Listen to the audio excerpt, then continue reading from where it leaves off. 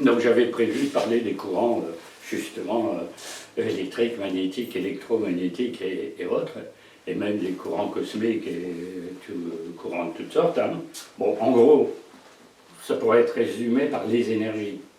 J'avais intitulé la conférence Les énergies et leur application. Parce que, comme monsieur expliquait, il y a bien une énergie, on peut s'en servir. On a vu le rapport avec les églises. Ah, pourquoi dans les églises il y a telle ou telle chose à tel ou tel endroit et que le courant passe là, bah, il y a une raison, on capte cette énergie. C'est les bénéfiques, et si on relie les deux, une église a relié le cosmique avec le terrestre et le sous-sol, elle va faire, disons, une interconnexion globale. Bien sûr, ça a un sens. C'est pas pour le plaisir de faire des connexions. Hein. Ensuite, donc j'avais prévu, parce que là c'est un peu plus ma spécialité, parce qu'en technique pure, comment on mesure l'intérêt, comment dire, l'intensité du courant, les baguettes en cuivre, en bois, etc., c'est pas tellement ma spécialité. La géographie sacrée, c'est autre chose. C'est l'implantation des sanctuaires, bien sûr pas n'importe où. Donc là, il y a une science, hein, il y a une discipline. Hein. Alors, quelques éléments symboliques, hein, bien sûr, qui vont avec. Alors, ça va très loin, la géographie sacrée, dans les pays. Hein. En clair, pour résumer, il n'y a aucun sanctuaire, même quelquefois des châteaux et des palais, des demeures alchimiques, etc., qui ne peut être dû au hasard d'un point de vue implantation. C'est toujours des très grandes curiosités. J'avais prévu aussi un chapitre sur les courants artificiels. Alors qu'est-ce que c'est que les courants artificiels? C'est ce qui n'est pas produit par la nature. Alors l'électricité, parce qu'elle vient de la centrale électrique, machin. Et la centrale nucléaire, là, on manie un petit peu les atomes, quoi, etc. Les antennes relais, les machins. Est-ce que c'est bon par rapport aux énergies naturelles? Ah, c'est très réservé. On parlera un petit peu de choses bizarres à la fin, hein, concernant ce domaine. Hein. Voilà en gros ce que je voulais parler. Comme je veux donc abréger la partie purement technique, les réseaux, là, forcément, avoir une demi-heure de moins de conférence, donc je serais libéré plus tôt. Si vous n'avez pas de montre en main, etc. Pour quelle raison, Michel? Eh bien, parce que tout ce que a dit Mathieu, moi, je l'avais plus ou moins mis dans la conférence pour quelqu'un qui n'aurait pas assisté, disons, à cette partie technique-là. Non, mais je ne veux pas rappeler ce que c'est que le quadrillage Hartmann, le quadrillage Curie, etc. Pour ici, maintenant, les personnes qui ne savent pas du tout ce que c'est, ce serait intéressant d'apprendre, mais là, bon. Mais en plus, Mathieu nous a remis ce merveilleux fascicule. Ah oui, justement. Un superbe cadeau là, qui va nous être utile. Ouais. Alors, bon. Vous remarquez d'ailleurs, on en reparlera quand même, hein, parce que c'est quand même lié. À l'état de l'intérieur de la Terre, d'un point de vue composition, aux métaux, minerais, parce que quand on dit que c'est lié au nickel, au cuivre, au fer, etc., il y a une raison. Il y a les courants d'eau souterrains, etc., etc. Donc, en fait, tout est lié.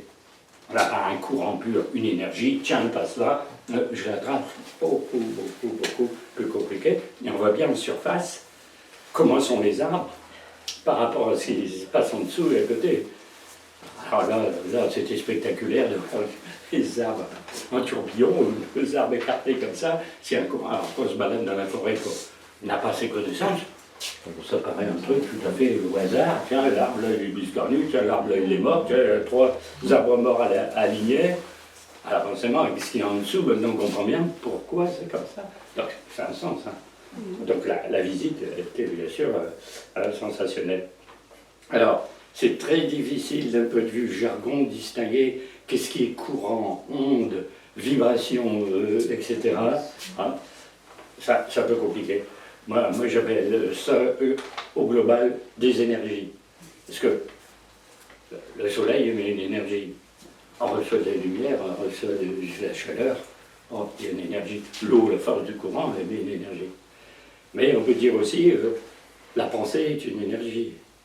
je pense, j'émets une vibration, et quelquefois tellement fort que ça se communique à quelqu'un d'autre qui par télépathie reçoit ce que j'ai pensé, donc il y a bien une transmission. Alors, la plupart de ces ondes, bien entendu, qui passent là, on voit qu'on met un transistor. On a un transistor, il n'y a pas de fil. Vous l'ouvrez, vous avez une émission de radio. Bah parce que les ondes radio, elles passent, elles sont captées, elles se baladent dans l'espace. Elles sont invisibles. Alors, on sent qu'elles sont quand même pas, les appareils les captent, le courant tellurique qu'on a vu, on fait passer la grève, tiens, il passe là, il passe là. Est-ce que vous le voyez? Ah non? Donc, tout ce qui est invisible et qu'on ne voit pas. Hein. Vous savez, le matérialiste va toujours vous dire, je crois qu'à ce que je vois. Moi, quand on me dit ça, je dis, de faire une liste de 90% de choses qui existent dans la nature que vous ne voyez pas et qui existent. Vous voyez les microbes, vous voyez les étoiles à 100 milliards d'années-lumière, vous voyez les globules rouges dans votre sang, vous voyez ceci, et pourtant, ça existe. Ah oui, vous les voyez? Ah non, tout est comme ça. Hein. Alors bien sûr, il y en a qui sont très très connus, sont les fameux courants telluriques. Là, c'est des courants qui viennent du sous-sol de la Terre. Hein. On a vu, c'est le noyau de la Terre qui est solide. Après, il y a une partie de ferro-nickel. Après, il y a le magma. Le fameux magma, c'est ce qui sort sous forme de lave quand il y a des éruptions volcaniques. L'énergie qu'il y a dans cette Terre fait s'écarter les plaques de l'écorce. Donc, il y a une fameuse tectonique des plaques. Il y a une partie qui sort des profondeurs de la Terre et qui écarte les plaques continentales. Il faut bien qu'il y ait une force en dessous pour écarter, par exemple, l'Europe de l'Amérique. Donc dans l'Atlantique, une gigantesque faille, et se remuer tout le temps et ça s'écarte. Donc la Terre a dégagé une énergie considérable, et de toutes ces forces, eh bien, les courants montent à la surface. Ils suivent des failles, ils sont transportés par l'eau. Alors l'eau est un grand conducteur d'énergie, et d'énergie électrique. L'eau conduit l'électricité.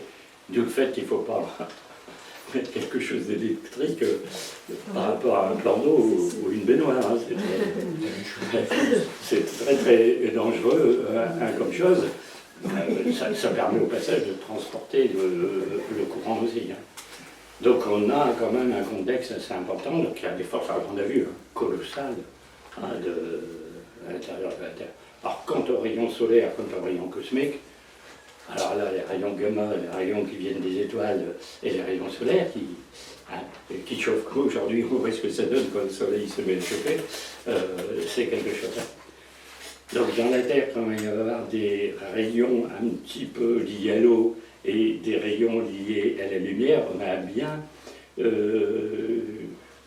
un contexte d'eau et de feu. Et on retrouve le feu, c'est le pôle masculin, l'eau, c'est le pôle féminin, et on a bien une relation masculin-féminin, comme on a une relation terre-mère, père-soleil, et un lien, le cosmos, sous-sol de la Terre, on relie des choses. Hein. Bon. J'aimerais poser une question, Michel, oui. s'il te plaît, je t'interromps. Mathieu, s'il te plaît, pourrais-tu me donner l'information pour quelle raison il est préférable de mettre les plantes vertes directement au sol? C'est pour la remontée d'électrons, c'est-à-dire que les plantes, comme elles ont en partie besoin aussi d'une nourriture énergétique, oui. La partie des racines vont capter la remontée d'électrons. C'est pour ça qu'on a des légumes, tous les légumes racines sont très très bons et sont des antioxydants pour la plupart, puisque c'est chargé en énergie, tout ce qui va être radis, radis noirs, etc. sont chargés en électrons et en fait c'est des ions négatifs qui vont venir recharger notre cœur électrique. Donc plus on a un contact avec le sol, plus le contact en fait avec la remontée d'énergie se fera naturellement parce que la plante va faire antenne comme nous on fait antenne en fait. D'accord. Et donc une plante sur une table basse, c'est déconseillé?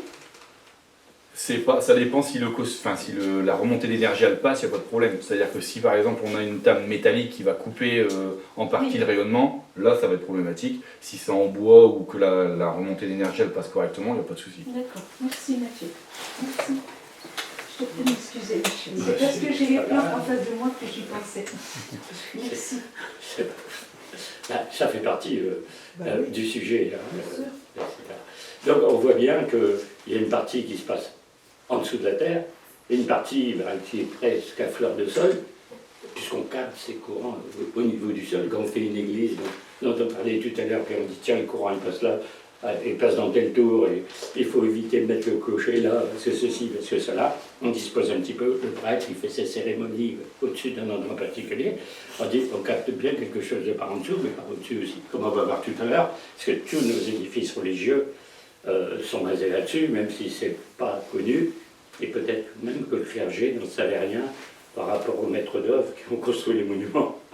Bon, parce que l'Église, contre tout ce qui est sourcier, médiumnité, courant, machin, a toujours assimilé ça à des sortes de diableries. Ouais, c'est ça.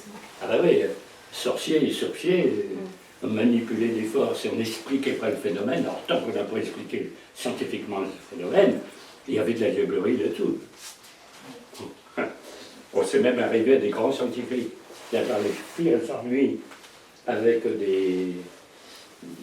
des autorités politiques ou commerciales par rapport à ce qu'ils avaient trouvé et qui était réel en découverte, etc. Donc en fait, tout est interconnecté, les parties d'en dessous, les parties sur la Terre, les parties au-dessus. Alors on mesure les énergies par un système qui a été mis au point par un monsieur qui s'appelle Bovise, donc on dit énergie Bovise. Alors on va dire à un tel endroit, l'énergie est 8000 énergies Bovise, votre corps il vibre à 1000 énergies Bovise, etc., etc.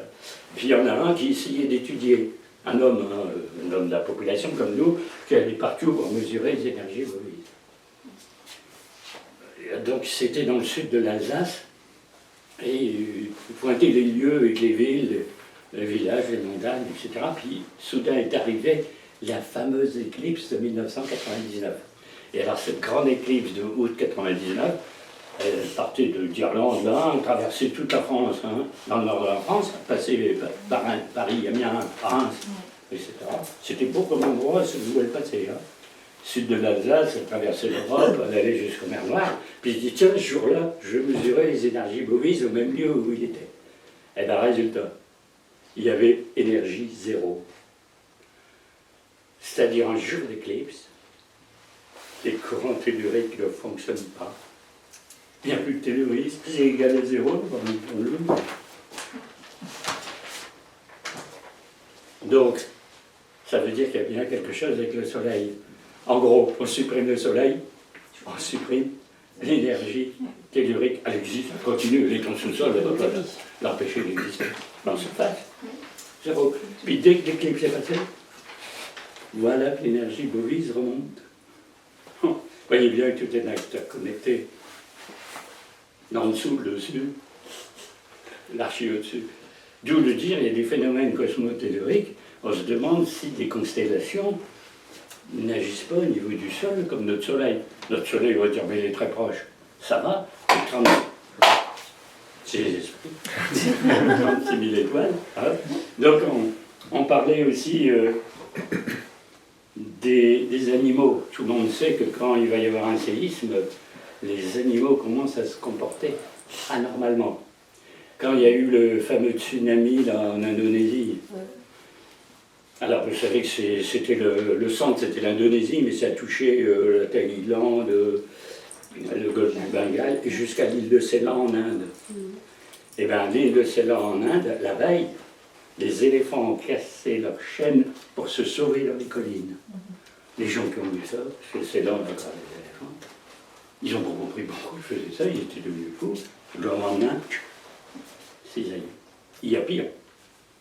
À Agadir, quand il y a eu le gigantesque tremblement de terre à Agadir au Maroc dans les années 60, ça a été très célèbre à cette époque-là, ça a fait au moins 20 000 morts. Pour l'époque, 20 000 morts, un tremblement de terre, c'était gigantesque. Là, c'est les chats. Les chats ont quitté la ville entre 1 semaine et 2 semaines avant. Ils ont senti les ondes tourner. Alors, les gens ne trouvaient plus le chatounet, et les voisines, ils sortaient toute la ville, il n'y avait plus aucun chat. mais plus d'une semaine avant, quand même. Ça n'a mis plus à l'oreille de personne. Alors, je dis rien, un comportement normal des animaux. Alors, il paraît que les animaux ont un sixième sens qui les prévient. Quand il va y avoir une catastrophe, les oiseaux s'arrêtent de chanter, et ceci et cela, les animaux font les morts, etc. Et malgré tout ça, à chaque fois qu'il y a un tremblement de terre, on se fait avoir à tous les coups. En Birmanie, là, tout le monde s'est encore fait avoir. Alors là, vous pouvez avoir des sismographes, des observations par satellite, des tout suite sur lui. J'allais dérouler dans la famille, sauf l'animal, qui vient très bien compliqué, c'est quelque chose. Donc, alors, tout ça pas pour faire du baratin, mais pour montrer que tout est relié. Et que si on étudiait ces choses d'un peu plus près, on comprendrait peut-être mieux les choses, et puis on prendrait des mesures, hein. Quand même. Donc c'est flagrant, ces histoires d'éclipses. Alors aussi, pour la mort des arbres, quand il y a eu, comment dire, cette fameuse tempête de 99 là, qui a couché des millions d'arbres, on s'est aperçu des endroits où les arbres étaient couchés, il y en avait un qui n'était pas couché.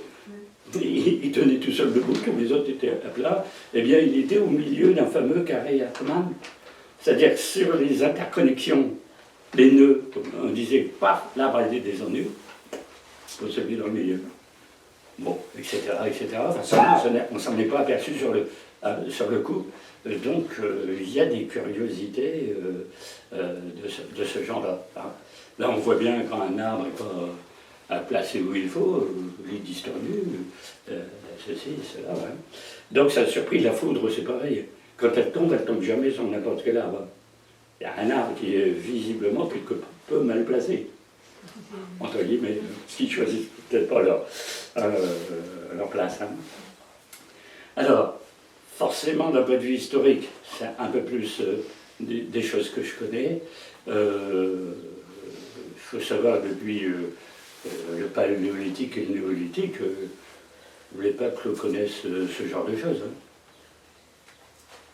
Néolithique, on sait où le courant tellurique passe. Alors on s'en est aperçu d'une drôle de façon, c'est qu'on a retrouvé des chemins préhistoriques. À des endroits où il y avait un chemin, on se dit, tiens, on va creuser là, on va trouver des ossements. Allez, 3000 ans à Jésus-Christ par exemple. Alors on a fait le chemin. Ça suit les courants telluriques.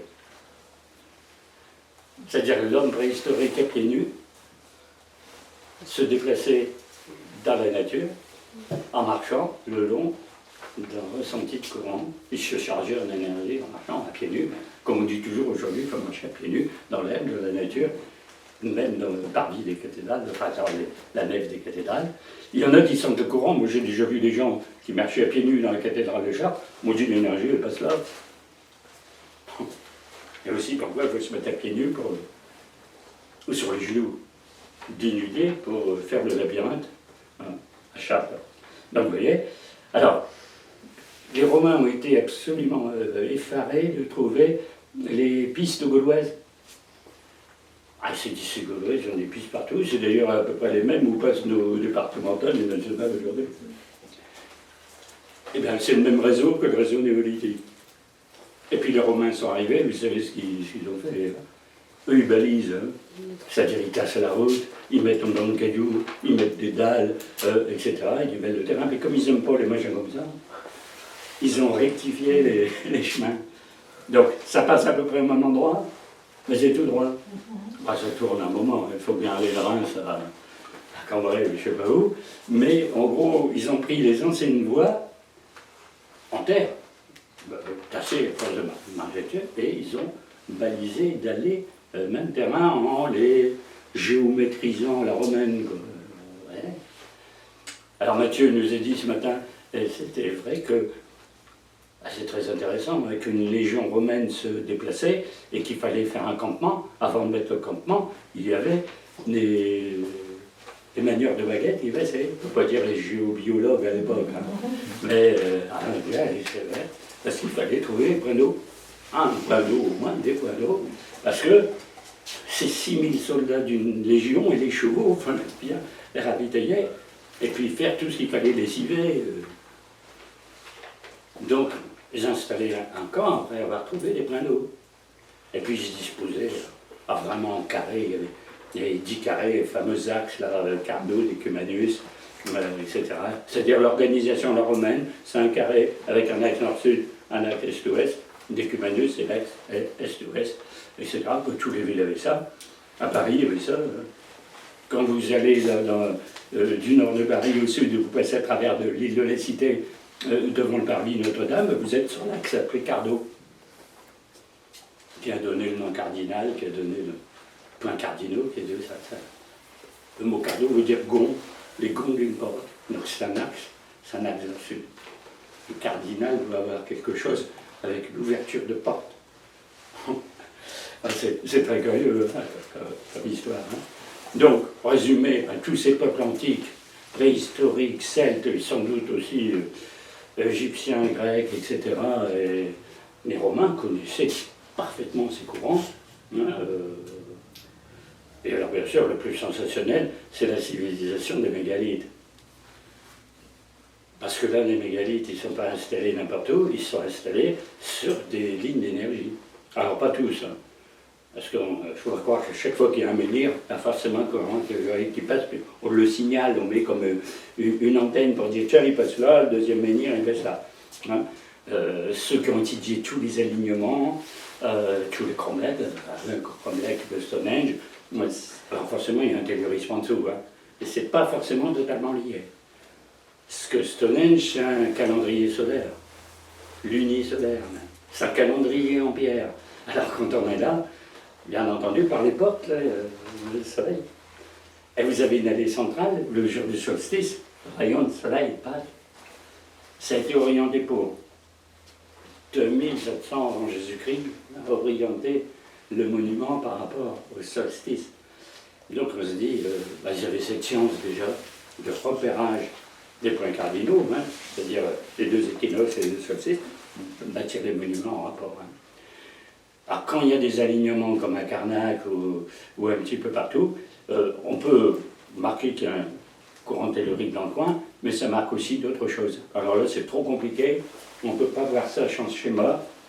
Les spécialistes de ce genre de choses ont montré que ça pouvait, par exemple, donner les moments où un soleil entrait dans tel signe zodiacal. C'est-à-dire le soleil, telle date, il rentre dans le signe du taureau, il rentre dans le signe du gémeaux, paf, par rapport à telle pierre, par rapport à telle pierre, par rapport à telle pierre. En disposant des pierres, avec un quadrillage rectangulaire au niveau du sol. On fait ce qu'on appelle la technique du double carré. On prend un carré, 1 mètre sur 1. Puis vous faites le double carré, c'est 2 mètres sur 1. Puis vous faites triple carré, vous faites 3 mètres sur 1. Vous avez une longue bande comme ça, un certain nombre de carrés. Vous prenez les diagonales, vous prenez le rectangle du dessus, vous reprenez une diagonale, comme ça. C'est toutes les positions solaires. Et, quelquefois, les précessions des équinoxes. Là, on rentre dans l'ère du bélier, là, on rentre dans l'ère des poissons, c'est marqué par des pierres sur le terrain. On est dans du cosmo, machin chose. Là, ça dépasse le courant tellurique, hein, un petit peu. Hein, donc, vous voyez, il y a tout ça derrière. Et alors, les anciens qui faisaient tout ça, donc ils connaissaient, sans moyens techniques. C'est bien beau de dire, je mets un menhir là, parce que le courant tellurique qui passe, mais comment vous le savez, c'est avec 15 mètres de profondeur. Bon, mais c'était connu. Hein. Alors, les baguettes et les objets divers, on a ça. Si vous prenez un endroit dans le monde qui s'appelle le massif du Tassili, c'est dans le sud algérien. À cet endroit-là, vous avez des grottes et vous avez des peintures dans les grottes. Et bien, il y a un endroit, il y a un gars qui a des baguettes à la main. Sur un dessin, je ne sais pas comment on peut appeler ça, c'est pas peint, mais c'est des lignes qui sont faites. Hein. Bon, il y a des tombes égyptiennes, vous avez un Égyptien qui, visiblement, tient un pendule à la main, les fameuses baguettes, là, etc. Hein.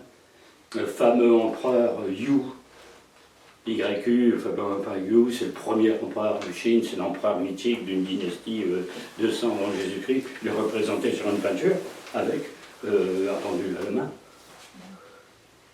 Il est appelé le grand sourcilier, lui-même. bon, etc., etc. Donc on dit, c'est vachement connu. Hein, donc on peut utiliser ce genre de choses, toujours les baguettes en coudrier, si on est dans les régions. Il y en a, alors je ne sais pas ce qu'ils utilisent en Égypte comme baguette, parce que là-bas ils n'ont pas tellement de sol et de coudrier. Bon, il y a d'autres arbres qui font fonction. Hein. Et puis il y a les fameuses boules de cristal. Qu'il faut dire, vous voyez des choses dans les boules de cristal, on trouve des boules de cristal dans des tombes.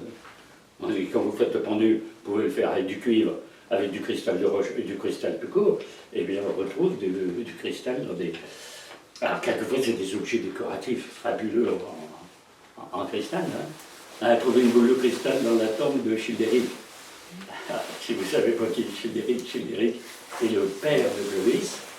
Très célèbre chez nous, Clovis, moins Aubert. On a retrouvé sa tombe à Tournai. Tous les mérovingiens sont d'origine de Tournai. Et par le plus grand des hasards. Un jour, on a voulu changer le dallage dans une église.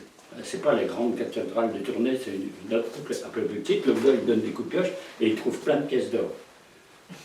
Alors, comme il y a bien sûr tout plein d'autres ouvriers autour de lui, il serait embêté pour dire où est-ce que je vais mettre ça pour les prendre. Donc il les entasse un petit peu, puis il dit il y en a peut-être d'autres, il crosse, il retrouve une tombe entière. Et puis il y a une inscription quelque part que c'est Childéric, le roi mérovingien. Et on retrouve des objets en or, on retrouve sa longue épée, et on retrouve des centaines d'abeilles en or. Ouais. Alors en fait, c'était son manteau royal d'apparat, en épais tissu, décoré de centaines et de centaines d'abeilles en or. Le tissu s'est désagrégé, et on a trouvé une boule de cristal de 40 cm de diamètre. Dans ce temps, on se demandait qu'est-ce qu'il pouvait bien. Les abeilles, c'est le symbole de Vénus. De la voyance. Les abeilles, c'est le symbole de la planète Vénus, je crois. C'est le symbole de la planète Vénus. Oui, aussi, bien sûr. Et autres. Hein. Donc, vous voyez, si on fait l'histoire, donc toujours pour résumer, ben, ça prouve bien que c'était connu, ça prouve bien qu'on utilisait tout ça comme, je veux dire, le b.a.-ba du quotidien, puis après ça s'est perdu un petit peu. C'était pas en odeur de sainteté de faire des recherches hein, avec les baguettes, etc. L'Église n'aimait pas du tout ça. Et puis quand on est arrivé, en gros, au XVIIe siècle, comme les sciences ont commencé à cette époque-là, qu'on a voulu étudier la nature, on s'est voulu moderne, loin des superstitions, on a étudié tout un tas de choses. Le fameux Galilée, je ne sais plus qui encore, Newton, de son étudier du courant. C'est du il y a des courants quand même qui passent, des courants solaires, des courants pathétiques, et des énergies. Bon, ils ont cherché un petit peu là-dessus. Alors, comme Newton est un grand scientifique, il a plus ou moins admis ses travaux. Et puis, au XVIIe siècle, il y a une histoire très très curieuse. Il y a un couple qui s'est passionné, qui a dû lire quelque chose là-dessus sur les courants, composé aussi un pendule, etc. Puis il a cherché quelque chose. Et eux, leur idée, c'est un couple, un homme et femme tous les deux, qui cherchaient des mines. Alors, est-ce qu'il y a une mine de je sais pas, avec nickel, une mine de cuivre. Alors beaucoup de cuivre, on a beaucoup de cuivre. Mine d'or, je n'en veux pas. Ils allaient un petit peu dans la nature partout. Et ils ont écrit. Alors, comme ils ont fait un écrit au roi, on sait qu'ils ont trouvé entre 120 et 130 mines. Alors trouver une mine en disant là il y a du cuivre en France. Hein. C'est pas pour ça qu'elle est gigantesque, qu'elle va être exploitée, etc. Mais ils disaient aux autorités locales, là, à cet endroit-là, là, vous donnez un coup de pioche, vous avez une mine de cuivre. Alors, ils disaient ça, mais ils n'étaient jamais récompensés. On disait jamais, vous êtes sensationnel, comment vous faites, vous êtes des génies, on va vous donner une pension, pas du tout. À la fin, ils en ont eu marre. Ils ont écrit, je crois que c'est à Richelieu, pour dire, nous avons découvert, et ils font le listing des mines. Ils s'attendent à se dire, tiens, on va avoir une obole, on va nous donner quelque chose, puis bravo, parce qu'on a des mines en France, et vous qui les avez trouvées. Figurez-vous qu'ils ont été coffrés. Exercice illégal de je ne sais pas quoi, voilà, non-autorisation d'aller prospecter sur le terrain, façon, les documents et les archives sont restés ce qui pourrait être appelé le ministère de l'Intérieur de l'époque. Alors, ce qui fait rire un petit peu dans cette histoire, c'est que ce couple de personnes s'appelle La Lumière. C'est monsieur, madame La Lumière, et là, en l'occurrence, les La Lumière ont été mises à l'ombre. Etc. Donc, c'est une histoire vraie. Hein. Donc, avec ces recherches, on peut trouver les métaux, normal. Une mine de cuivre, c'est une radiation. Hein. Les mines d'or, maintenant les mines de bauxite, de nickel, de l'uranium, trouver ça quasiment tout de suite, même plus avec la pendule. Hein. On peut passer des appareils. En géologie, on détecte tout ça. Hein. Donc, bien sûr, ça. Alors, il y a le fameux Mesmer là, qui a trouvé qu'il y avait une énergie dégagée par les corps humains. Et donc, on peut amplifier les énergies en se tenant par la main. Et pour que le courant passe, justement, il fallait de l'eau. Donc, ceux qui faisaient l'expérience se mettaient les pieds dans l'eau. Alors, quand on faisait des expériences chez le seigneur Intel, il disait, je vais vous montrer une chose très, très rigolote. Vous allez voir avec vos invités. Ah, bah oui. Alors, il demandait qu'on amène des baquets, ces fameux Mesmer et son baquet. Alors on amenait des baquets, donc il fallait que les dames enlèvent leurs chaussures, je ne le dis pas, et les hommes aussi, hein, ils se tenaient par la main, mais ils avaient les pieds dans le haut parce que l'énergie passait. Donc quand on retrouve l'eau comme conducteur qui se tenait par la main, à un moment, il y a eu une énergétisation qui se faisait. Bon, ça s'appelle le mesmérisme d'ailleurs, comme truc. Puis alors, comme il y a des dames qui se sont évanouies, que patati patata, on a trouvé que c'était un peu dangereux, et que c'était un peu pour amuser la galerie, bon, il y a eu quelques soucis aussi. Vous voyez, tout ce genre de choses pendant les siècles précédents, où c'était un petit peu tâtonnant, hein, il faut bien le dire, comme recherche, c'était empirique, ils n'étaient pas du tout scientifiques déjà. Hein. Alors, forcément, quand on est dans les métaux, on s'est dit, est-ce qu'on pourrait trouver des trésors? Parce que comme c'est bien composé de matières précieuses et d'or ou d'argent, pourquoi pas? Il y a un trésor des Templiers à tel endroit, il faut que tous ceux, par centaines, qui aient pendu, il est là, il est là, il est là. Tout à l'heure, on nous parlait d'un coffre qui était dans un mur, bon, pourquoi pas. Alors, à Rennes de Château, sans donner le cœur du voix, l'aller avec les pendules, va savoir où est le fameux trésor de la Bessonnière, etc., etc. Ah, ça n'a pas donné de grands résultats, parce que si à chaque fois qu'on passait dans la campagne avec les baguettes, on trouvait un trésor dans le sous-sol, ça se saurait.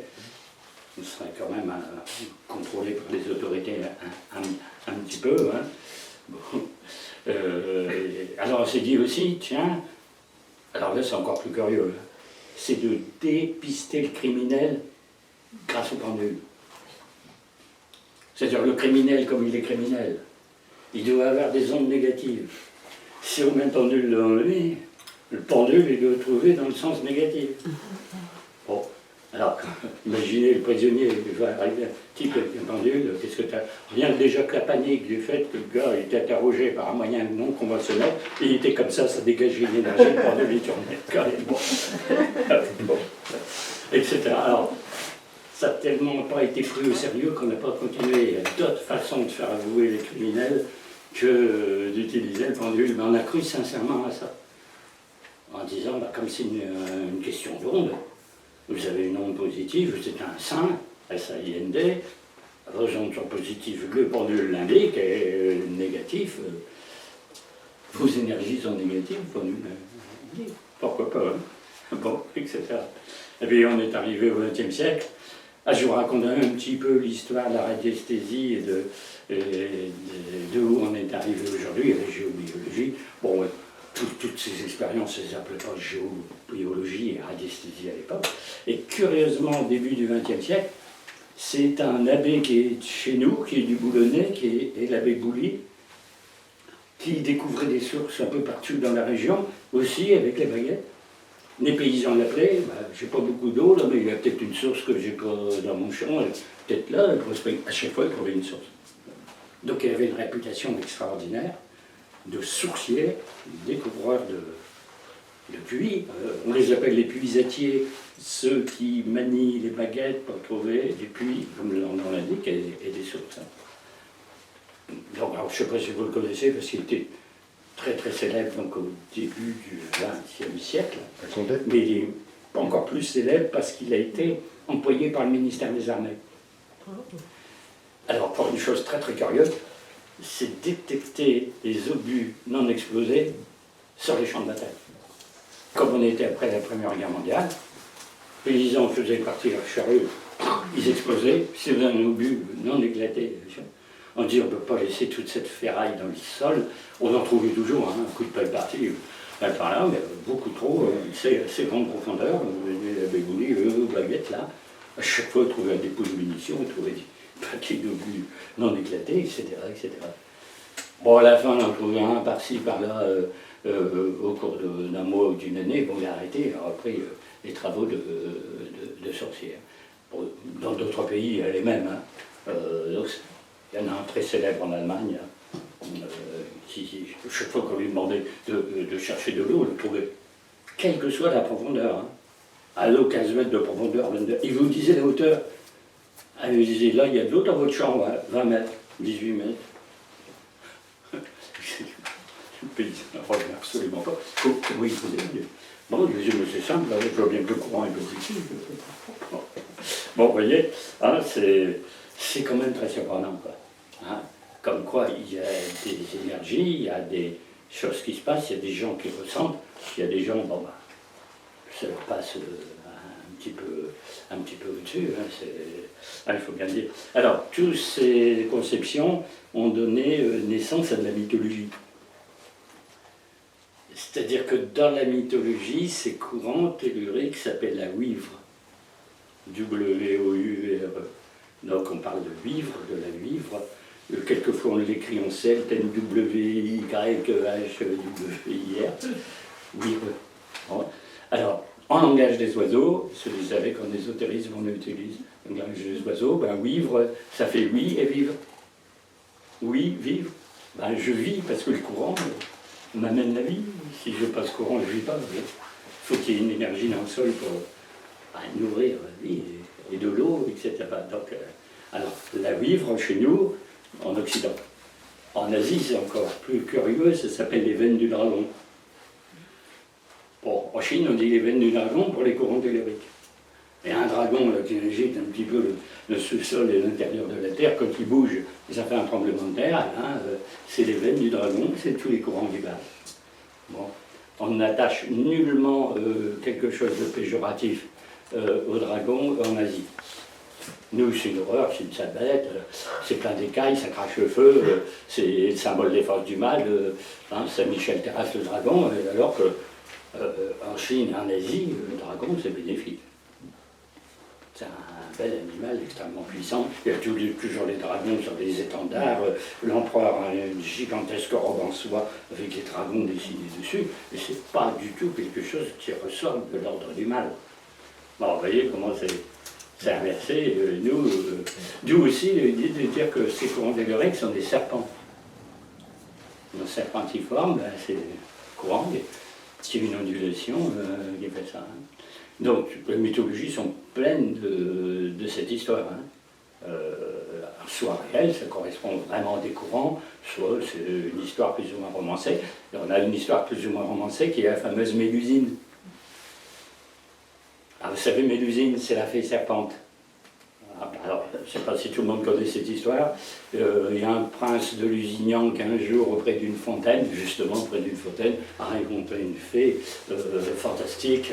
Ils se sont plus, se sont épousés. Donc la fée est devenue princesse hein, de Lusignan. Bon, ce qui est très curieux, parce que Lusignan, on dit toujours, c'est Mélusine.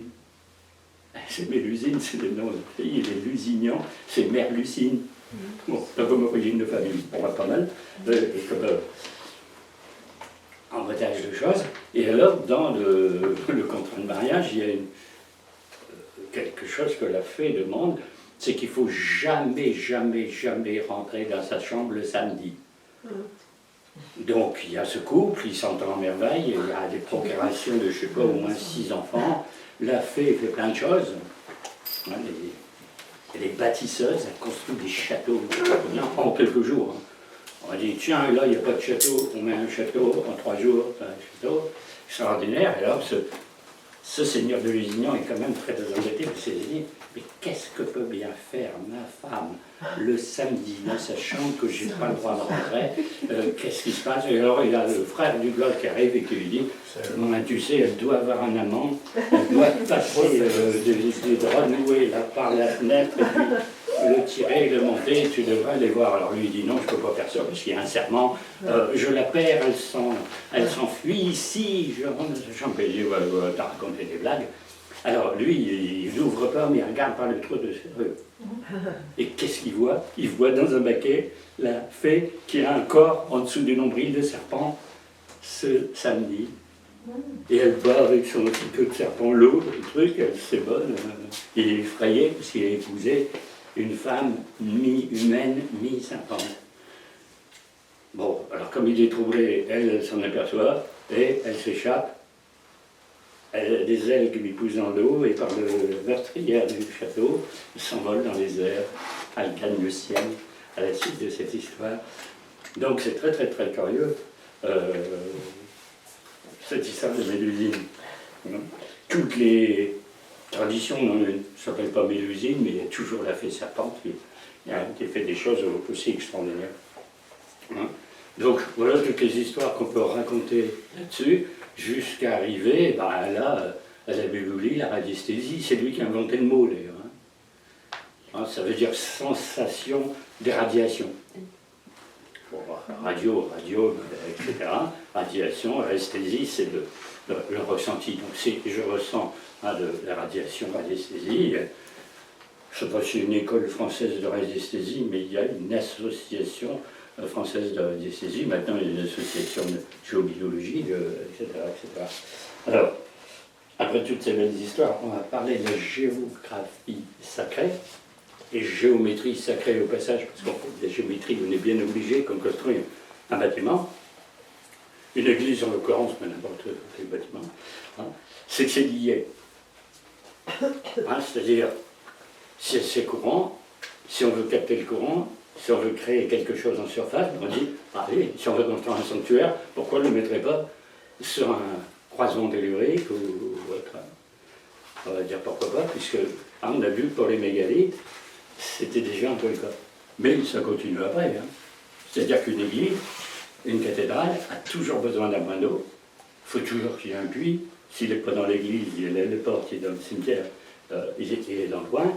Et on bâtit le monument pour réussir à capter ces courants et de le brancher pour l'énergie des étoiles. On fait donc un lien cosmotellurique grâce aux énergies. Les énergies viennent de côté. S'il n'y a pas d'énergie, en clair, c'est de la bâtisse pure. La bâtisse pure, c'est j'accumule les briques, mais c'est pas vivant. S'il n'y a pas d'énergie dedans. En gros, on anime la matière, il faut le faire.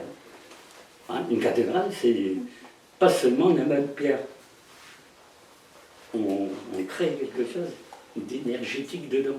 D'où le fait, quand vous chantez, quand on joue de l'orgue, comme vous entendez tout à l'heure, eh bien, on amplifie les sons. Et la hauteur par rapport à la largeur, c'est ça, fait que ça joue le rôle d'amplificateur de son. En gros, une cathédrale, c'est une caisse de résonance. Ça ne sert pas seulement pour aller faire des prières, ça sert pour faire de la musique, faire monter les sons à travers la flèche vers le ciel. Et en échange, la musique des sphères descend.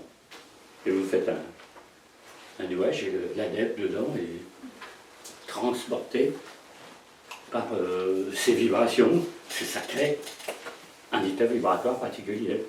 Et c'est fait pour que ce soit un état vibratoire particulier. De très haute intensité. Si c'est une grande cathédrale, c'est très haute intensité.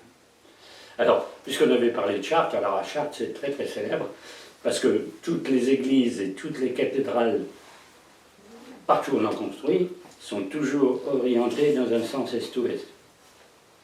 C'est-à-dire les portails sont à l'ouest et on marche vers l'autel, vers l'est, parce qu'on se dirige vers la lumière. Le soleil levant est jusqu'à midi. Et du côté est, on avance vers la lumière. Et puis à l'ouest, on est le soleil couchant, il est beaucoup moins fort, beaucoup moins intense. Donc, on oriente dans ce sens-là.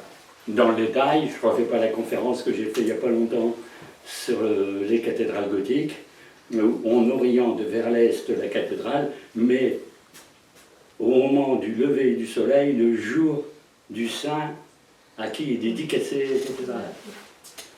C'est-à-dire, si c'est une cathédrale Saint-Jean, c'est le lever du soleil, telle heure, le jour de la Saint-Jean, Saint-Paul, c'est le jour de la Saint-Paul, Sainte-Catherine, c'est le jour de la Sainte-Catherine.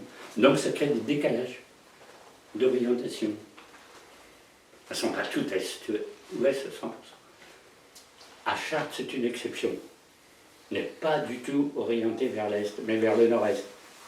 C'est-à-dire à un angle de 47 degrés par rapport à l'équateur. Donc la ligne d'horizon, l'équateur comme ça, la cathédrale est orientée en oblique comme ça. Nord-est, au bout, vous avez Liège. Donc vous êtes à Liège, dans l'est de la Belgique, ça passe, à travers tout l'est de la France, ça passe Chartres, ça s'en va en Charente, ça rejoint le golfe de Gascogne. Pourquoi? Parce que là-dessus, il y a un courant tellurique très très fort, au-delà des réseaux Hartmann, Curie, etc., qui est une ligne de Leys. L-E-Y-S. C'est les plus forts courants telluriques qui peuvent exister. Il y en a quelques-uns en Europe. Il y en a un qui passe à Gizeh, bien sûr, le long de la vallée des Nil. Et là, celui-là, là, qui traverse la France. Alors, les gens me posent toujours la question, mais s'il y a une ligne comme ça qui traverse toute la France, pourquoi la cathédrale est à Chartres et pas ailleurs, le long de la ligne? Alors Liège, bah, comme c'est au point de départ, c'est la cathédrale de Liège. Parce qu'à Chartres se croisent aussi plusieurs autres courants. C'est-à-dire qu'il y en a un nord-sud qui croise dans ce sens. En fait, il y a un autre courant, et pas seulement la ligne de l'Est. Donc là, c'est plus énergétique encore. Et en plus, en dessous, il y a 14 rivières souterraines. Donc on parlait tout à l'heure qu'il fallait toujours un peu d'eau, un puits, quelque chose auprès d'une église, ne serait-ce qu'on a fait le chantier, ou pour les baptêmes après, et les fidèles et tout ce qui s'ensuit, eh bien, 14 rivières souterraines qui convergent, il y en a un peu partout, hein. Il y en a, c'est du petit ruisseau, hein, quelques centimètres de large, mais bon. 14, il y a un faisceau, ça arrive sous le cœur de Chartres. Alors maintenant, c'est plus sûr qu'il y en ait 14. Parce qu'il y en a qui se sont arrivés, puis on en a canalisé, puis je vais les devenir un petit peu partout. Donc c'est un très très grand centre énergétique. Et c'est pour ça que la cathédrale est là. Ce qu'il n'y a pas ailleurs. Donc elle a une réputation qui est beaucoup. C'est l'une des plus actives qu'il y a en France. Hein. Ceux qui mesurent là, les énergies bovises, là, ils ont quelque chose. Alors, c'est pas du tout le cas dans d'autres Notre-Dame. Hein. C'est quel saint c'est la cathédrale de Chartres, c'est Sainte-Anne, non? C'est qui le... Non, c'est une Notre-Dame. C'est Notre-Dame. Ah, Alors, c'est Notre-Dame. avec encore une spécialité, que c'est une Vierge Noire, etc. etc. Hein. Et si vous allez dans la crypte, on ne les voit plus beaucoup, parce que les cadenassés font une visite d'idées officielle, etc. Il y a le montant du puits qui passe. Hein. Bon, il a été bouché. Là. Donc avant, on tirait de l'eau à l'intérieur de la cathédrale. Donc, Chartres, c'est un petit peu spécial hein, parmi les cathédrales. Les autres aussi, ils sont sur des courants telluriques, hein, mais de moindre importance. Là, quand même, c'est assez important, mais en dessous du chœur, même en dessous de la crypte, il y a un dolmen. On n'ose pas trop aller le fouiller et autres, le bouger, va recommencer. Il y en a qui disent, c'est toute une série de dolmens qui couvrent, je sais pas combien de surface. On n'ose pas après s'effondrer la cathédrale. Mais en gros, il y avait un sanctuaire druidique et on a construit une première église dessus, une deuxième, celle actuelle, c'est doit être la troisième. Hein, parce qu'elle a brûlé 2 fois déjà. Hein. Les Vikings l'ont incendiée en 800, je sais pas quoi. On en a refait une, plus grande, plus belle, le truc. Et après, elle a brûlé toute seule. Ça arrive à l'incendie, là. Il n'y avait pas de terroristes encore à l'époque. Elle a pris feu, c'est les cierges, c'est une malveillance. Allez, en 1994, tout de suite, les crédits, les ceci, on a rebâti, celle qu'on connaît aujourd'hui. Hein. Donc c'est une curiosité, hein, Chartres. Donc on voit bien ce genre de choses. En gros, vous allez dire, si je vais à Chartres, cette cathédrale qui est en plus sur Monticule, alors c'est tout plat la région de Chartres, hein. Vous êtes dans l'heure là. Et puis, il y a Monticule, et puis la cathédrale dessus, quand vous êtes 15 km avant Chartres, vous voyez les pointes de flèches qui passent au-dessus de la ligne d'horizon. Plus vous vous rapprochez. Ah, sensationnel. Hein. comme chose. Alors, ceux qui mesurent, là où je vous dis, les énergies, elle est encore très très active. On se met devant les portails, les deux tours, on s'en est lavé un petit peu partout à l'intérieur. Il y a les fameuses pierres de décharge là. Alors là, elle n'est pas au sol, elle est sur un mur dans la partie nord. On met la main dessus, on décharge l'énergie, s'aspirer par en bas, etc., etc., etc. Donc, quand on a découvert ça, alors il y en a qui l'ont toujours su, hein. Bon, il y en a qui découvrent ça récemment, et puis il y en a qui ont dit, bah, si c'était bâti comme ça, c'est qu'au moment où ça a été bâti, on le savait. Parce que c'est pas un hasard dans la construction. Je veux dire, obligatoirement, les constructeurs le savaient, eux-mêmes tenaient un bagage d'enseignement d'avant, parce que ça faisait partie de leurs études et de leur formation. Donc, quelque part, c'était ce qu'on appelle les secrets des bâtisseurs. Non, pas vraiment, hein, parce que c'est quand même très connu. Alors, c'est des hautes techniques intérieures. Je ne vois pas des techniques annexes pour faire les vitraux en bleu de charte, faire je ne sais pas trop quelle chose. C'est impensable, c'est infaisable. Aujourd'hui, on ne peut même plus faire ça, etc., etc.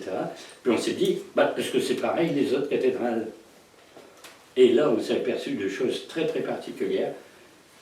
C'est qu'elles sont toutes reliées, elles forment des figures géométriques au sol.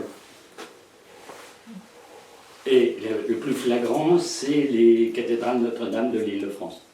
C'est-à-dire que vous avez Sens, Senlis, Amiens, Paris, Reims, etc. Autres. En gros, quand vous les joignez, toutes ces cathédrales, vous avez la constellation de la Vierge au niveau du sol. C'est-à-dire vous prenez les étoiles des constellations de la Vierge, ça fait tel dessin, et la même chose. Vous faites un calque, la même chose.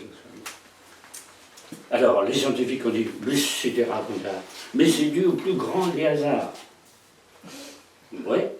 Mais alors pourquoi il y a une Notre-Dame qui s'appelle Notre-Dame de l'Épine, où il y aurait, paraît-il, une relique qui serait une épine, la couronne de Christ, qui est au-delà de Reims, vers la ville de Troyes, tout à fait au bout, parce il manquait encore une étoile dans la représentation au sol, on s'est dit on met une cathédrale. Mais personne ne connaît le village de l'Épine. Et il y a une gigantesque cathédrale gothique. Alors, une fois j'y suis allé, parce que j'allais à Troyes, je vois une pancarte, Notre-Dame de l'Épine. Je voulais voir comment elle est. Il y a un tout petit village, une cathédrale gothique de là. Donc ça n'a rien à voir avec le nombre de fidèles. Elle me dit, bah, pourquoi vous avez fait ça? Bien sûr, il faut répondre pour finir le dessin de la constellation de la Vierge. Je dis pas du clergé. Alors que c'est leur Vierge, c'est pour ça que c'est des Notre-Dame. C'est des cathédrales Notre-Dame, et pas cathédrales Jean-Pierre Machin, etc. Après on s'est dit, mais ce serait pas pareil entre la cathédrale d'Auxerre, la cathédrale de X, Y, oui, ça forme aussi un dessin, avec constellation du Verseau, du Lion, de je sais pas quoi, tout pays galerie. On trouve les autres constellations, on trouve le ballon, je sais pas où, hein. C'est une carte du ciel qui est mise au sol avec les cathédrales. On tient bien compte d'un courant cosmique, comme c'est obligatoirement sur des courants telluriques en dessous, que ce soit 3 Lions ou je sais pas quoi, vous avez cette interconnexion cosmo-tellurique. Donc c'est très très curieux. Bon, c'est pas... Alors, il y a toujours des personnes qui sont... Comment dire? Ils cherchent à savoir les choses en détail et qui disent, on a construit ces cathédrales dans des villes pour les fidèles qui sont dans ces villes. On a fait une cathédrale à Amiens, il y a bien une ville d'Amiens, antérieure à la cathédrale. Il y a bien Reims, antérieure à la cathédrale. Il y a bien Notre-Dame de Paris, l'île de la Cité, le Vent, qui est le culte chrétien, et une cathédrale. Donc là, les villes, elles sont quand même pas dues à ce genre de choses. Après qu'il y ait les cathédrales dans ces villes, puis que ça fasse une constellation, on s'est dit, tiens, quel heureux hasard. Mais les villes, avant qu'il y ait les cathédrales. Eh bien, c'est pas du tout un hasard que les villes soient là. Car aucune ville n'est construite au hasard non plus. Donc forcément, quand on en est là, on se dit, premier embryon urbain, il y a eu une raison que ce soit plutôt dans la boucle de la Seine, à Rouen et à tel endroit à Strasbourg, plutôt qu'au plus grand des hasards. Il n'y a pas de hasard. Donc forcément. Puis après, on a étudié ça pour savoir si c'était pareil partout, ben c'est pareil partout. Si on prend les abbayes bénédictines de Seine-Maritime, elles forment la constellation de la Grande Ourse au niveau du sol. On prend Fécamp, on prend Saint-Vendry, on prend Jumièges, on prend Saint-Martin, ceci sur un temps. Vous faites le dessin en joignant les endroits, vous avez une constellation de la Grande Ourse. On dit c'est encore un hasard. Les bénédictins l'ont fait exprès. Alors on va dire, mais à quoi ça sert? Capter l'énergie en question. Vous faites un modèle condensé, réduit. Vous captez l'énergie. Le fait de représenter en modèle identique fait un captage d'énergie. Comme vous captez une énergie au niveau du sous-sol et une énergie par-dessus, vous nouez, vous chantez dedans pour amplifier, vous créez une énergie fondamentale, colossale dedans. Donc avant qu'on allait à la messe, c'était pas bidon, quoi. On n'allait pas simplement pour faire une prière, et encore moins aujourd'hui en tant que touriste pour faire le tour, pour regarder les voitures. C'est tout à fait autre chose. Hein. Donc on voit bien qu'il y a une science. On s'est dit, mais comment ils savaient tout ça, ceux qui ont fait les constructions? Si, il y a une science qui vient de où? Alors là c'est moins sûr les résultats. Est-ce que c'est des secrets qui sont venus d'Égypte, transmis par des associations X ou Y, disons des sociétés secrètes, qui ont perduré depuis l'Antiquité, avec des secrets techniques, avec comment dire, les nombres d'or, les nombres premiers, les machins, à faire tout un tas de trucs géométriques. Bon, c'est pas possible. Hein. Et donc il y a ce genre de choses un peu partout, qu'on trouve tout le temps là. Il y en a qui trouvent un alignement tout ce genre droit, ça fait une étoile au niveau du sol, et patati patata. À un endroit, il y a des villes, ils sont disposés en rectangle, puis vous avez deux diagonales, mais les villes du coin sont dessus. Il y a une géométrie, quoi, avec tel château, tel endroit, etc. On a l'impression, quand on les voit dans le paysage, qu'ils n'ont rien à voir ensemble, et quand vous joignez les points sur les cartes, vous avez, il y en a un endroit, le rectangle, il est à la taille, en modèle réduit, bien entendu, de l'Arche d'Alliance. C'est-à-dire, en gros, c'est des dimensions proportionnelles de la longueur et de la largeur de l'Arche d'Alliance. Il y en a qui ont voulu montrer que là, alors le point dans le milieu, c'est la partie centrale de l'Arche, etc., etc. Donc on en est là. Ça dépasse un petit peu, comment dire, les énergies et les courants telluriques. Mais comme il y a un rapport à l'endroit où c'est bâti, c'est obligatoire parce qu'il faut de l'énergie.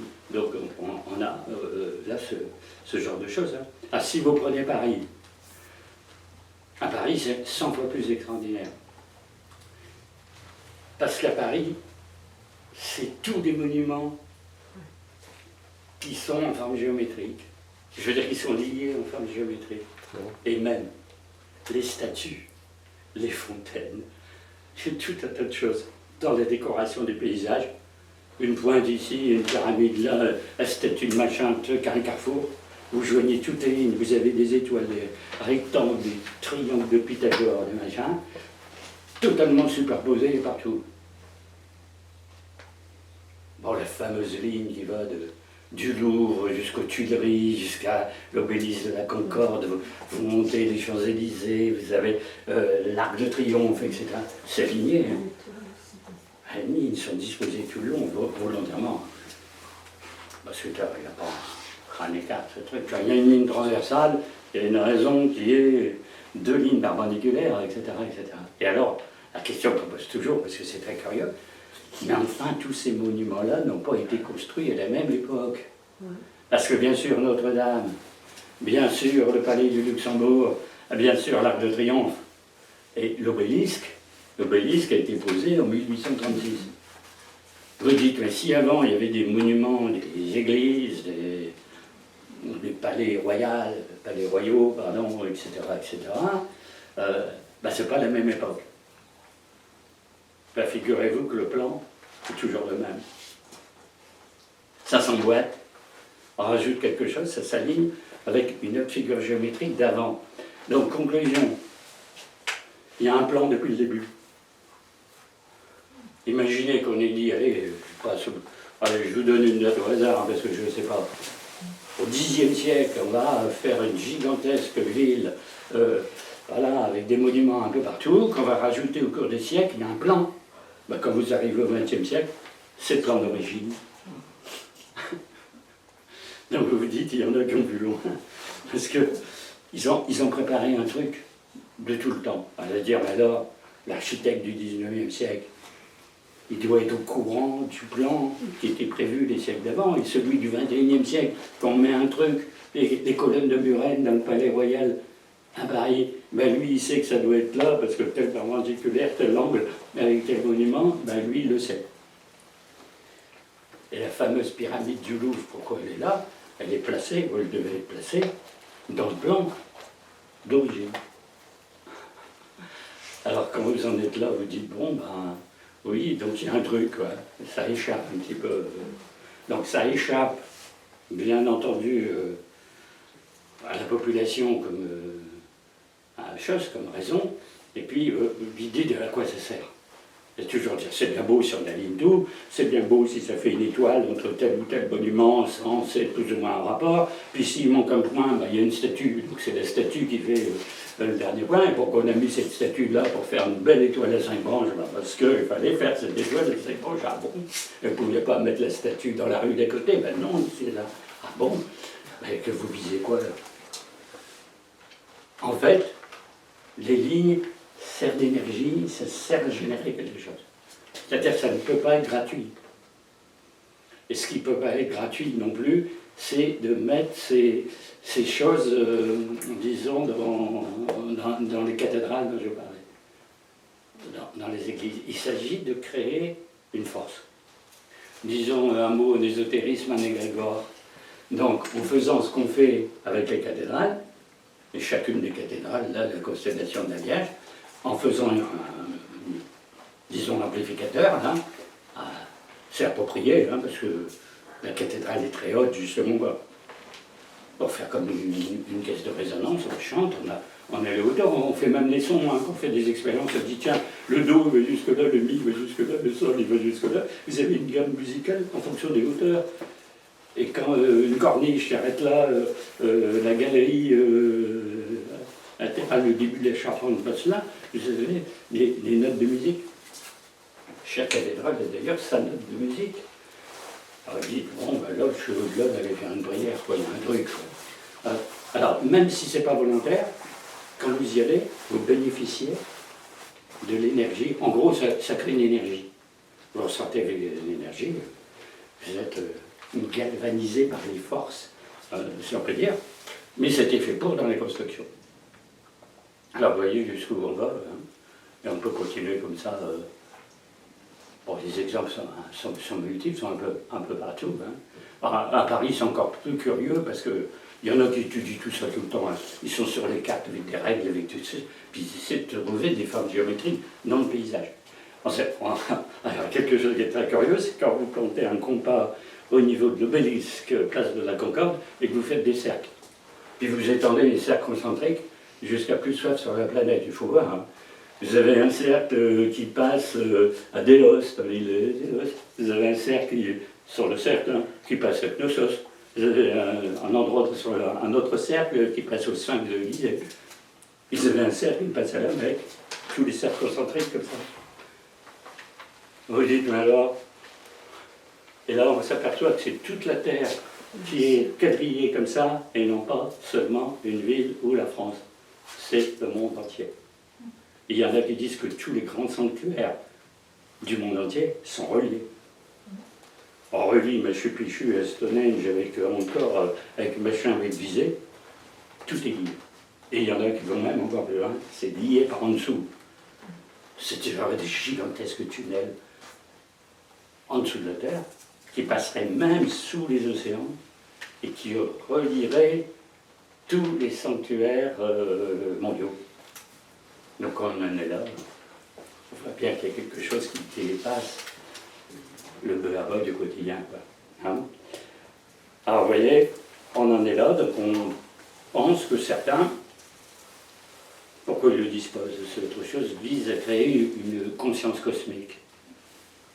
Si on fréquente ces lieux en question dans ces conditions-là, même si celui qui y va ne le sait pas, il la reçoit quand même, cette force, pour amener je ne sais pas quoi, là, dans un futur plus ou moins prochain. Alors, dernière chose, c'était les courants artificiels. On en a parlé un petit peu. Comment on peut considérer ce qui est fabriqué par l'homme, hein, c'est-à-dire les GPS, les antennes relais, l'électricité fabriquée. Hein. C'est pas considéré comme très bon par rapport à une énergie naturelle. Alors bien sûr, l'énergie naturelle, on n'en a pas assez. Un peu de géothermie par ici, un petit peu de vent pour les éoliennes, pour faire tourner une industrie. Donc il faut produire, etc., etc. Alors bon, l'électricité, on ne peut pas dire que ce soit très, très dangereux. Le nucléaire, en fait, non plus, parce que... Alors ça dépend pour le nucléaire, on va dire pas les centrales nucléaires sont sûres, parce que c'est pas fait pour exploser. Ce qui est très très mauvais, c'est les déchets. C'est que faire de l'uranium quand il est en bout de course, et qu'on le met justement dans du plomb, parce qu'il n'y a que le plomb qui ne laisse pas passer les radiations. On les coule là des fûts de plomb, il faut qu'il y ait 20 cm d'épaisseur de plomb, il paraît que ça ne traverse pas le plomb, là c'est déjà pas mal. Mais vous voyez le micmac avec l'uranium, quoi. Donc bon, on a nos centrales, là, vous savez comment elles sont. La seule chose qui pourrait créer des ennuis quand il y a une panne, c'est le système de refroidissement qui tombe en panne. Parce que là, si le réacteur ne se refroidit pas, c'est la catastrophe, il risque d'exploser. Donc, un peu dangereux, c'est ça. Donc, la décomposition de l'uranium fait que ça dégage de la chaleur et pas de l'électricité. Ça dégage de la chaleur qui passe dans une turbine, qui passe dans un générateur qui produit l'électricité. Hein. Alors, bon, là, on utilise de l'uranium qui est quand même un métal assez dangereux, puisque radioactif à l'état naturel. C'est-à-dire, si vous vivez au-dessus d'une mine d'uranium, malheureusement, ça dégage une radioactivité vivable pour l'homme. Hein. Ça ne tue pas comme une bombe atomique. Hein. Mais vous savez que Marie Curie, qui dans son laboratoire étudiait justement la radioactivité, à force de manier des morceaux de radium, elle a eu le cancer de... je ne sais pas trop quel type de cancer, mais ça venait de ces manipulations en laboratoire, hein, etc., etc. Donc on voit bien qu'il y a quelque chose. On se dit oui, alors, forcément c'est avantageux d'un point de vue financier, même si une centrale nucléaire vaut des milliards. C'est avantageux d'un point de vue financier, parce qu'avec 1 gramme d'uranium, vous avez plein de choses. En gros, 1 gramme d'uranium, vous produisez équivalent de 2 millions de litres de pétrole. Donc si vous avez quelques kilos d'uranium dans une centrale, imaginez l'énergie dégagée. Alors forcément, l'uranium, s'il coûte très cher au kilo, on n'en utilise pas beaucoup. 1 gramme va chauffer je ne sais pas combien de millions de mètres cubes d'eau à 100 degrés. Donc forcément, c'est colossal. Donc on en met quelques kilos dans les fameuses barres, dans le réacteur, etc., etc. Après, comme le personnel, il n'en faut pas beaucoup. Parce que c'est juste un personnel de surveillance, avec des écrans, on va voir s'il n'y a pas de réaction bizarroïde, puis dans ce cas-là, on arrête le fonctionnement. Il n'y a pas besoin de milliers de travailleurs comme dans les mines de charbon, donc c'est très très avantageux. Sauf que dans le paysage, c'est pas très beau, puis que les gens ils ont peur d'être à côté de trucs de ce genre, et autres. Et puis il y a les antennes relais, là, l'Ariana qui disent... Qu'est-ce que c'est dangereux, ces machins-là, etc. On va bien, alors tout autour les oiseaux, bizarre, ils fuient. Là. Les oiseaux, ils ne passent pas vers ces trucs-là, ça doit pas être malsain, ça doit être malsain quelque part. Il y a une fameuse histoire de harpe. Je ne sais pas si vous avez entendu parler de harpe. H-A-H-A-A-R-P. Alors, les Américains avaient mis au point tout un tas d'antennes dans des endroits, des forêts, hein. On avait des dizaines, des sortes de candélabres qu'on voit dans le paysage. Il y a des gens qui avaient vu ça, s'étaient inquiétés. Bon, on est mal à l'aise à côté de ces trucs-là, c'est dangereux. Non, c'est des observations météo. Ils avaient dit que c'était pour la météo, il y a eu une enquête de fait, après on s'est aperçu que c'était des trucs militaires. C'est pas ce qu'il y avait derrière. C'était pour déclencher des guerres météorologiques et climatiques. C'est-à-dire qu'ils pouvaient créer des tempêtes dans des endroits où il n'y en a pas. Et il y en a qui se sont en tous les flux aériens, tous les trucs magnétiques, les chemtrails. Et alors, à un moment, j'en ai dit, vous pourriez pas créer des tremblements de terre avec un truc pareil? Bien sûr que si. Donc maintenant, quand il y a un tremblement de terre dans un endroit où il ne s'en produit jamais, On se demande s'il y en a qui font. Alors, comme il y a eu une sorte de plainte mondiale, les Américains ont dit qu'ils avaient démantelé les installations. Bon, on en est là hein, aujourd'hui. Ça a eu quand même pas mal de choses. Il y a eu du foin certaines années. Maintenant, on en parle plus beaucoup. Hein. Les fameux écolos de l'époque sont montés au créneau avec ce genre de choses-là. Alors, on dit, bah, le problème de fond, c'est toujours ce dont on parle, l'énergie. Il y a de l'énergie partout, et par contre, on doit payer si cher l'énergie, et parfois, on a tellement de mal à l'utiliser, puis qu'elle soit dangereuse, alors que le courant théorique, en soi, le rayon solaire, le rayon cosmique n'est pas forcément dangereux pour autant, si on sait bien le capter, si dans une cathédrale, justement, on sait corriger quelque chose qui serait négatif par la composition architecturale même, c'est-à-dire on peut faire ça. On peut, quand on a une onde négative, dans l'architecture, corriger par la rendre positive. Alors, c'est comment nos architectes anciens savaient faire ça, avec une science très particulière.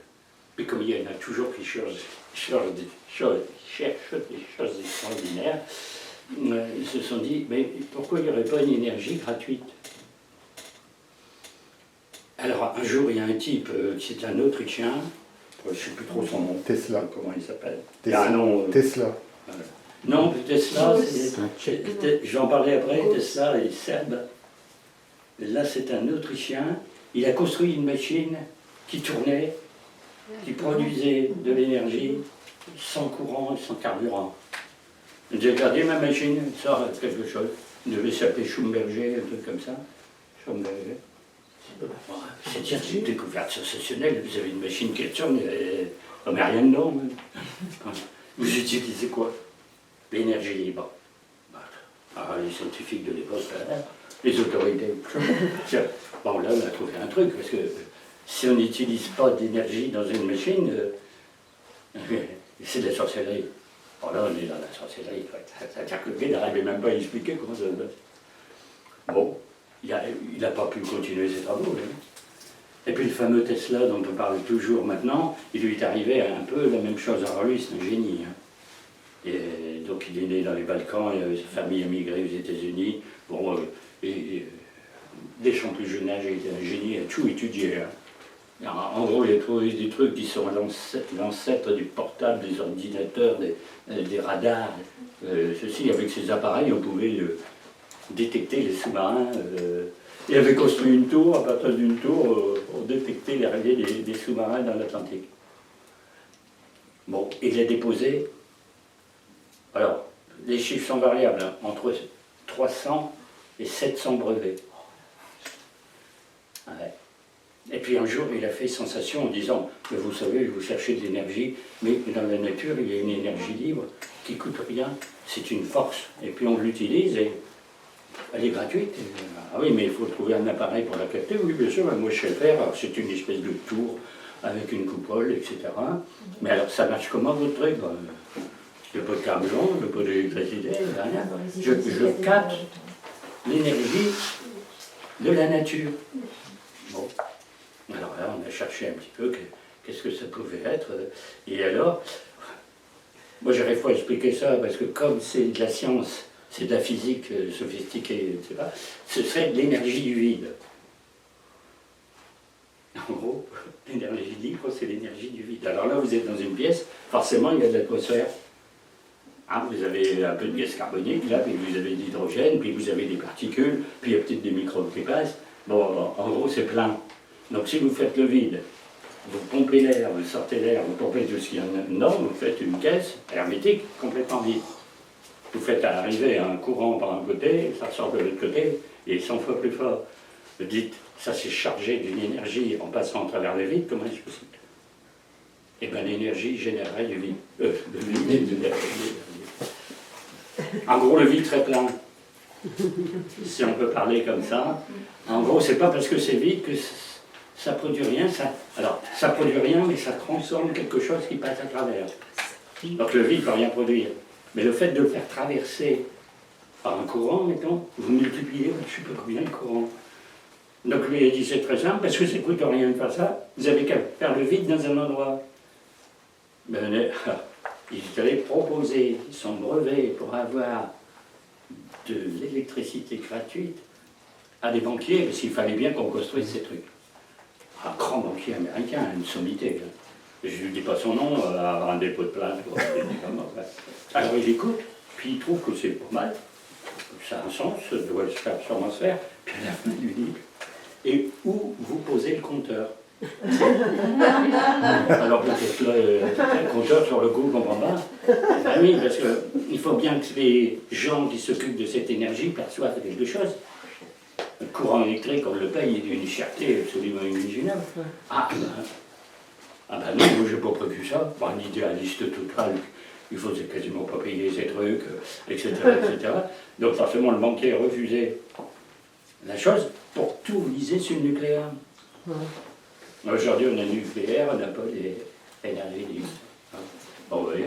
Alors il paraît que les anciens, toujours, avaient découvert l'énergie libre. Les Égyptiens qui ont une d'énergie pour monter des colonnes de 20 mètres de haut, ils avaient peut-être l'utilisation d'énergie libre, qui ne s'appelait pas comme ça. Mais l'énergie du dieu machin qui faisait monter les pierres au sommet d'une colline en 1 heure, utilisait un moyen très très particulier. Ils savaient peut-être le secret de cette chose. Donc dans des chroniques particulières, des trucs qui sont censés être de la science-fiction, quelque part on dit que les fameux secrets des anciens, c'est des secrets de ce genre-là. C'est plus des secrets scientifiques, physiques, astronomiques, que des machins de magie, quoi. Alors du coup, ce fameux Tesla, Nikola Tesla, il passait à la trappe. On n'a quasiment plus entendu parler, on ne lui a pas fait de pub, il vendait quelques petits brevets qui peuvent même peut-être faire une bricole locale. Bon, etc. S'il permettait de vivre un petit peu, il décédait quand même à plus de 80 ans. Mais pas de renommée, pas... Hein. Et alors son nom est ressorti il n'y a pas longtemps, parce que forcément on s'est dit, ah oui, mais c'était très bien ce qu'il avait fait, alors maintenant qu'on est très embêté par le prix de l'énergie, ça serait peut-être bien entre eux, d'où la fameuse voiture électrique, qui s'appelle Tesla. Bon, fameux... Est-ce qu'on peut citer son nom? Non, on peut seulement encore avoir des pots de plainte. Non, on ne peut pas. Donc, voiture électrique, Tesla, etc., etc. Il n'y a rien de plus inepte qu'une voiture électrique. Ah ben oui. Alors on va dire, mais les voitures électriques, elles ne font pas de bruit, elles ne polluent pas. C'est de l'électricité, c'est pas du pétrole. C'est très bien. Je ne dis pas la batterie au lithium qui est dedans, le dégât dans les mines, comme utilisation de produits chimiques, machin, esclave de la population africaine, par extra le minerai, et patati patata, ça coûte 100 fois plus cher que les voitures. Et puis il y a quelque chose qu'on oublie toujours, c'est quand il n'y aura plus que des voitures électriques. Parce que vous avez vu, 2035, on ne fabrique plus des moteurs à essence. Mettons que ce soit 2040, s'il y en a qui vont râler, etc. Vous n'avez plus qu'un parc à 100% électrique. Combien va valoir la taxe sur l'électricité? Elle va être multipliée par 1000, parce que l'État qui ne va rien gagner par l'essence, la taxe sur les carburants, va taxer le courant électrique. Parce qu'il faut bien qu'il y ait de l'argent quelque part. Donc on va retomber dans ce que je vous ai raconté comme histoire, où est le compteur? Donc on va dire, c'est bien beau, voiture électrique, mais vous allez payer tant de taxes dessus. Donc ça coûtera encore plus cher que les voitures d'aujourd'hui, etc., etc. Hein. On en est là donc, dans l'histoire. Hein. Alors maintenant, il y a des choses très sophistiquées. Là, je ne sais pas expliquer ça, parce que je ne comprends pas trop ce que c'est. Il y a des ondes scalaires. Alors là, ça utilise l'énergie du vide aussi, et on fabrique même des armes à ondes scalaires qui font des dégâts XY, je ne sais pas trop quoi qu'est-ce. Donc on est là tout à fait dans ce genre d'idée, là, très très à la mode. Voilà où on en est sur ce sujet. Et on peut arrêter là.